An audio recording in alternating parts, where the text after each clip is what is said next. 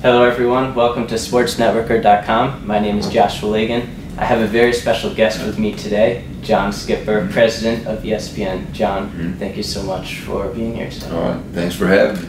John, I don't know if you realize, but you're an inspiration to us young sports business professionals, because you had your passions and your dreams and you accomplished them. So that's what we're striving for. That's what we're trying to become. So I just had a couple questions about the job you're currently in, the lessons you learned on your way to get there, and the advice you would give to other people. Okay. So my first question is, you did your undergraduate and graduate degrees in English literature.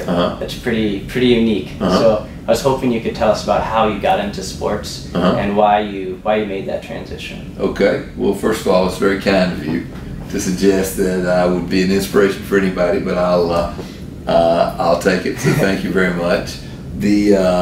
I get asked a lot about, gee, your English literature major. What was that all about? It wasn't about anything at the time, right? It was about going to school and pursuing degrees in something that I cared about. What I cared about was literature and reading and writing, and so I did that. And the first thing I'd say to people is, you can have a career in sports, you can sort of succeed in business with a business degree, without a business degree, with a communications degree, with a media degree of some sort, with a literature degree, I assume with a Latin degree. I didn't expect to get into sports at the time. It wasn't, at that point, my interest was in getting into publishing, magazine and book publishing. I got into sports because I had the great fortune that the Walt Disney Company bought ABC Cap Cities, which owned 80% of ESPN, and the president of ESPN at the time, Steve Bornstein, wanted to do a magazine. And so my book and magazine, my literature degrees, my book and magazine experience served me well because the president of ESPN wanted to do a magazine.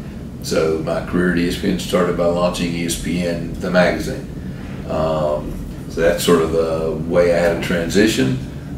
We had the good fortune that ESPN magazine worked great. Tapped into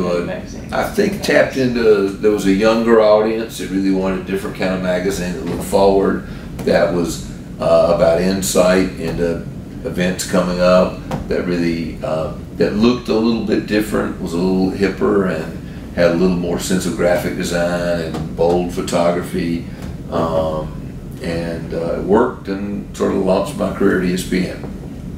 So you kind of learned along the way about business development and finance and accounting and stuff.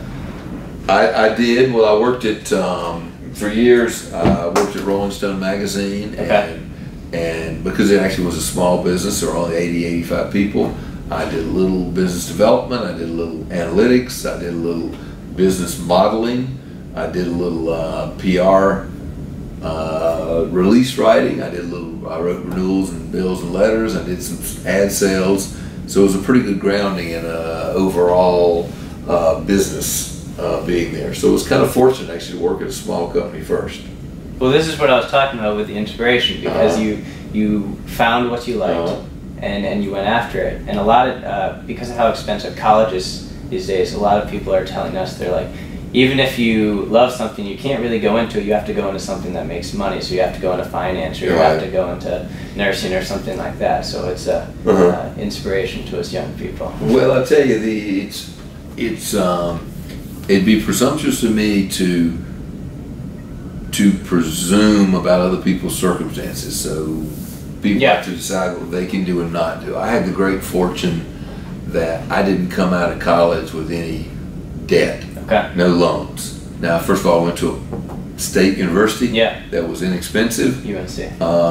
At North Carolina, which remains relative even to other public schools, less expensive. I worked during school, I worked during the summers, because I really didn't want to come out. Now that's what I mean by not being presumptuous. It's just not possible for lots of people now. College is very expensive. I have two sons who went through college, one at Davidson, one at Vanderbilt, neither of which is a public institution, neither of which is both over $50,000. Both of which are fairly expensive. They have the good fortune They both had some scholarships. They both worked, and I had the ability to get them through college without debt. A lot of people, I forget the numbers. It's huge in terms of the percent of people who come out with debt, and sometimes you do have to make compromises. But you don't have to make $60,000, $80,000, $100,000 when you come out. A lot of people think they do. You know, it's a different time and place, but you know, I lived in New York City and made $250 a week, and you couldn't live on $250 a week, but I did. So you kind of, in my opinion, pursuing what you really want to do early on. Again, understand that some people have financial circumstances, don't have the benefit of being in financial circumstances they can control. You're still better off trying to pursue what you care about. I agree, and I think at the end of the day, it's work ethic that separates you. If you're willing, and all of us, when you're willing to put the time in, you're willing to take the summer job, and you're willing to not go out on weekends and spend your days waitering or whatever. That's what Rosalind Durant, that was the first thing I asked her when we were talking about college. She was saying how she did waitering jobs over the weekends when everyone else was out having fun. And it's about choices. So I think that's the real lesson from this. Yes. Well, work ethic certainly matters, and I had instilled in me by my father a very significant work ethic. You know, we mowed the lawn. I had a newspaper route. I went to work. Uphill both ways, right? Pardon? No. Uphill both ways. No, you can't go uphill both ways. Although I do know one thing about riding your bike uphill is you go uphill so much slower, it feels like you're always going uphill. My father lied to me then, because he said on his paper route it's not possible. I'm pretty sure it's not possible. All right, sounds good. I'll go with you then. So I'm sure many of our listeners are eager to hear about what a day looks like as the president of ESPN. So I know there is no average day, especially with the Olympics coming up. But what does it look like? Well, you're right. There is no average day, which is one of the most interesting parts of it. Is every day is different, but every day does include some common elements, right? It includes some phone calls you have to return. It includes lots of email, because that's how a lot of business is done. It involves always, no matter where you are, whether I'm in this office or whether I'm up in Bristol, Connecticut, or whether I'm traveling, it involves some number of decisions that come up during the day, whether those be talent contracts, or yesterday we had to make some decisions about how we're going to cover the Penn State news that came out. We got events going on all the time. Yesterday we had the British Open that we had to worry about. You always got meetings. You always got people we got to stay in touch with.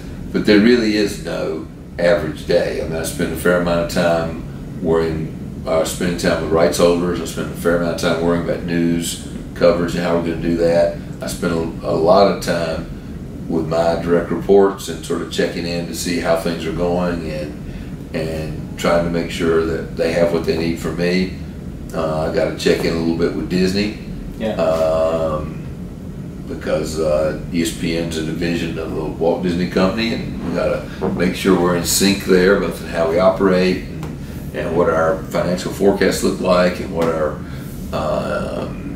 results are going to be quarter by quarter, year by year, 5 years by 5 years. So it's always hectic. I can tell you every day is hectic. I can tell you every day goes by in a flash. And you have to do everything quicker than you ever thought you would, right? Things that used to, in setting up appointments where I used to say, gee, we'll do that from 3 to 4. I now say, we'll have to do that from 3:30 to 4, and things that I used to say, we set up 10-minute appointments, which I never I didn't know that existed. 10-minute appointment. So what does the perfect day look like? Do you enjoy the traveling, the flying around, or is it the? I enjoy the traveling. We have lots of close to perfect days. Close to perfect day is being at some event we're doing with our production guys and programming guys, and it goes well. The ratings are up, and our fans are happy. Our partners who are rights holders are happy. But it's okay. I can have a perfect day sitting in the office if I get call from the CFO says that our results for the quarter are going to be great, or the guy who runs our sales calls and says we just did a $40 million deal with Sounds company like a good X. day. That's a good day. If we re-signed a key talent, that's a good day. Yeah. If I get emails from fans telling me how much they enjoy the coverage, that's a good day. I mostly have good days. Most of the feedback I get is good. Well, that means your foundation is solid and you're heading the company in the right direction. Well, the foundation of our company is very solid, of course, and was really put in place by my predecessor, George Bodenheimer, who was in this job 13 years. I've been in the job, this is my 7th month. And the good news is I inherited a company in very, very good shape. I got very stable management. All the senior managers of the company have been here for a long time, so I'm not fixing anything. I'm not plugging holes, in the proverbial dam. So things are going great. And my job is just to try to make sure we sustain that for as long as possible. So far, so good. So good. I know that 2 of your big initiatives for ESPN going into this year and into next year was ESPNW and ESPN Deportes. Can you talk about why those 2 are so important? Well, our mission is to serve fans. Certainly the composition of fans and the overall population of the country is changing. The composition of fans is changing at the same time. Because of Title IX, you've got 40 years of women participating in sports. That has certainly resulted in them being more interested in sports long term. We launched ESPNW about 15, 18 months ago with the idea that we'd try to explore what women, female fans were interested in, what program we could provide for them that they would find interesting. We could have an initiative to hire more women in our company. They're going to be, they're going to be increasingly become more important as our fans. They already represent 30% of our audience or so. That's going to be 35. It's going to be 40, and we want to make sure we're handling them. Yeah. I mean, we want to make sure that we're handling that our offerings so that they have things they're interested in. The ESPN Deportes, and Deportes is specifically the name of our Spanish language media, right? We have ESPN Deportes channel, we have ESPN Deportes radio, ESPNDeportes.com, but we have an overall initiative to make sure that we are providing content for both Spanish-speaking Latinos in this country and English-speaking. So we, whether it be the new Dan Le Batard show, which comes from Miami and features Dan, who's Cuban American, whether it be hiring more Hispanic talent, whether it be trying to put on more Latin American, Mexican football on ESPN, we want to appeal to that audience as well. So it's part of, again, making sure that where there are new sports fans that we are serving them. Do you ever see there being an ESPNW TV channel, or is that not really necessary? Well, we announced on June 23rd, which is the 40th anniversary of Title IX, that we're going to do a channel, but it's going to be a broadband channel on ESPN, a broadband channel on the ESPN3 network. Okay. So we'll do this year 500, 700 live women's sports events. So yeah, we want to do more and more, and we will aggregate all those on the ESPNW channel on ESPN3. Yeah. Well, slightly confusing branding there. I got to think about that. It sounded pretty good. Yeah. And it shows that you guys are making a quality product because the demand for those shows are growing. As you said, it's 30% this year fan base, 35% next year. So ESPN is certainly the leader in that category, trying to make women's sports popular. So it shows that you guys are doing a good job. Yeah, no, we want to be leaders in that. I mean, I think it's going to come around. We've been partners with the WNBA a long time. Women's college basketball is important to us. College softball does very well. Volleyball does very well. We've supported the women's national soccer team. I want to continue to do that. I'm sure we'll find some other places with women's sports where we want to go. Yeah. I was watching a video of you today with Hillary Clinton talking about the global sports mentoring program and how the ESPN and ESPNW were partnering with the State Department. Could you talk a little bit about that and the goals for that program? Yeah, it's a State Department program, so they really get the credit for coming up with a program that tries to provide mentoring opportunities for young girls, girls and young women, provides opportunities for girls and young women around the world to have some interaction with sports. There's one thing that nobody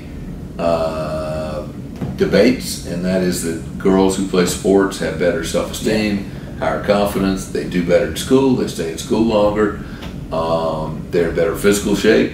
So we want to support any program. What we're doing, what we agreed to do with the State Department, is to take a couple of young women from around the world and have them as interns. So we're thrilled to be participating in that program because we think ultimately there's good societal good in girls playing sports. We want to support that. Yeah. Well, yeah, again, it's, you guys are creating the market for it, so ESPN is leading the way. So, two last questions for you. You've worked at Disney, Rolling Stone, Spin, US, and ESPN. So if you can remember back from all of those, I was just interested, what would you say your proudest moment was? I know there's been many, so just try and think of one where you felt like you really accomplished something. Look, the single thing that I'm proudest of is to have the opportunity to be in this job.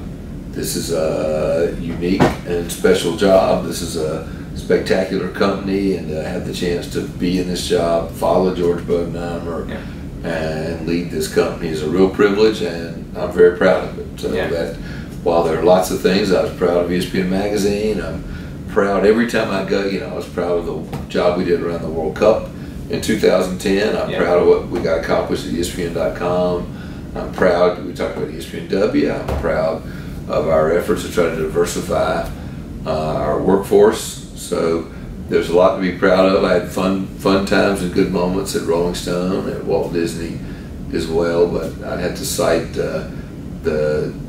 getting this job as the proudest moment. I can understand why it would be. It's not too bad. There are harder ways to make a living. Yeah, this is true. So my last question for you, I was hoping you could give some advice to young sports business professionals such as myself trying to break into the industry. Again, I don't want to be presumptuous because everybody's situation is different. I would start at least with the same advice I had before, which is you got to figure out what you really enjoy doing and try really hard to do that. And there's no better time to do it, by the way, than when you're 22 or 23 or 24. It won't get easier because you'll inevitably have more responsibilities, and whether that be mortgage or partner or house payments, you're going to have more responsibility. You mentioned work ethic. Work ethic is really important. Finding somebody who is a mentor, who's a supporter, is really important. Having an advocate once you get to a company, identifying the companies you want to work at is really important. And then, trying to find some things that you sort of own, by which I mean, well, it's a project, whether you have an idea you can execute somewhere. Everybody walks around a company, has a sort of an identity, right? And there goes somebody who, well, that's the guy who produced the World Cup. And, wow, that was great. So you got to find some things that you can contribute to that become part of your identity. So, having said that, I will tell you it's a tough time right now. Right, sports is growing, so there are sports opportunities, whether it be with teams or leagues, networks, digital. There are lots and lots of sports jobs that are out there. But on the other hand, it's really, really hard. You got to network. You got to find somebody. It is harder than it should be in a lot of ways to send in the most beautiful resume ever with the most wonderful experience ever and hope that it gets plucked out of a pile somewhere. Probably unlikely. Yeah. Probably ought to find somebody who can be an advocate for you at the company. Yeah. Well, John, thank you so much for your time. as a big fan of ESPN and I'll even say a fellow colleague, I really appreciate your time today and this excellent advice. And okay.